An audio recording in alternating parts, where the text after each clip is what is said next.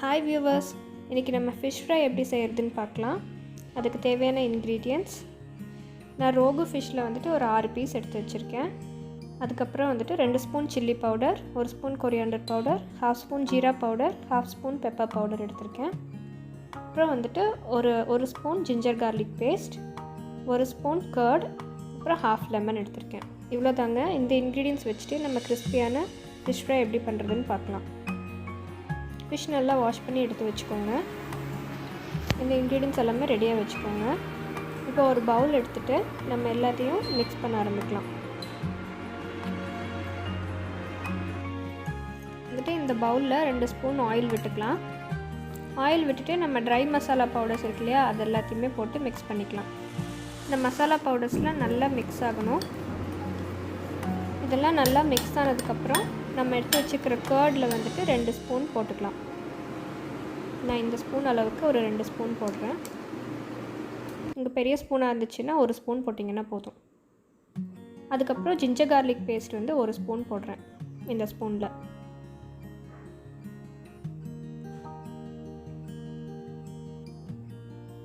அப்புறம் நமக்கு தேவையான அளவு salt போட்டுக்கலாம்.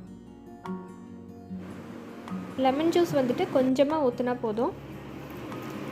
நம்ம 1/2 லெமன் ஜூஸ் புளிஞ்சு வச்சிருந்தோம். அதுல வந்துட்டு கொஞ்சமா ஊத்துனாலே போதும். இது எல்லாத்தையும் நல்லா mix பண்ணி விட்டுக்கோங்க.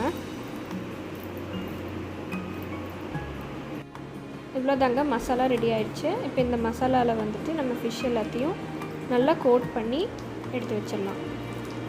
நம்ம மிக்ஸிங்ல தாங்க டேஸ்டே இருக்கு. இதுல வந்து ரொம்ப தண்ணியாவும் இருக்க கூடாது மசாலா. ரொம்ப கெட்டியாவும் இருக்க கூடாது.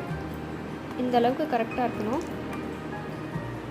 நல்லா எல்லா பக்கமும் ஸ்ப்ரெட் ஆகுற மாதிரி mix பண்ணி விட்டுட்டு அத பிளேட்ல வந்து தனியா எடுத்து வச்சிரலாம்.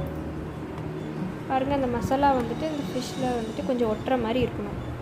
ரொம்ப தண்ணியா இருக்க கூடாது. இப்போ எல்லாத்தையுமே வந்துட்டு பிளேட்ல எடுத்து வச்சிரலாம். நல்லா கோட் ஆயிருக்கு மசாலா. இத வந்து ஒரு 1 hour வந்து மேரினேட் பண்ணிக்கலாம். சும்மா நார்மலா வெளியில வெச்சிட்டே வந்து மேரினேட் பண்ணிக்கலாம். ஃப்ரிட்ஜ்ல வைக்கணும்ல எந்த அவசியமும் கிடையாது. மசாலா நல்லா கோட் ஆயிடுச்சுங்க. சோ இத நான் வந்து ஒரு 1 hour மேரினேட் பண்றேன். 1 hour மேரினேட் பண்ணதுக்கு அப்புறம் நம்ம ஒரு தவா எடுத்துட்டு அதுல கொஞ்சமா ஆயில் விட்டுக்கலாம். நம்ம இன்னைக்கு வந்து ஃபுல் ஃப்ரை பண்ண போறது கிடையாது. ஷாலோ ஃப்ரை தான் பண்றோம்.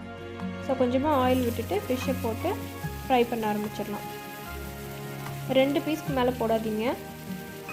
அந்த அளவுக்கு நீங்க ஆயில் விட்டீங்கன்னா போதும். மீடியம் ஃப்ளேம்லயே வச்சு ஃப்ரை பண்ணுங்க.